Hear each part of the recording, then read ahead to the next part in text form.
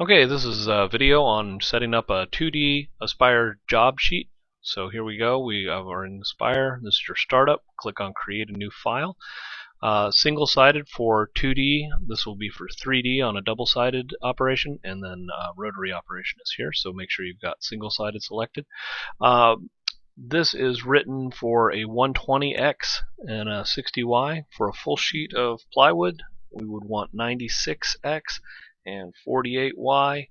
The Z thickness, keep in mind that 3/4 inch plywood does not actually measure 3/4 of an inch. It's actually 23/32. So if you do that and you do equals, it will give you the value. That's pretty close. You'll want to measure it with some calipers though. Keep your units in inches. You can position your Z0 position to the material surface or the machine bed. Machine bed is preferred. Then if there's any discrepancy in thickness of material, it should remove it from the top of the material, which is non-existent, as opposed to the machine surface, which will then remove additional material from the machine bed. So this is a good default.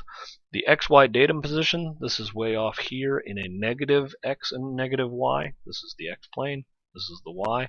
The YZ car will travel along this plane, so if you've got it set up like this, it means that it will not find this location with the C3 command. In order for that to happen, you want to position the XY datum position down here at the bottom left hand corner.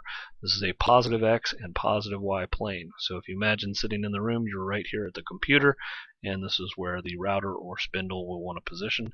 The YZ car would travel like this along the X-axis. You can use an offset, give it a coordinate value for X and or Y, and it'll position off of this given position. Standard model resolution for the fastest way to resolve the hood, and then selecting solid color. You can change that later if you want. Click OK, and there you have it.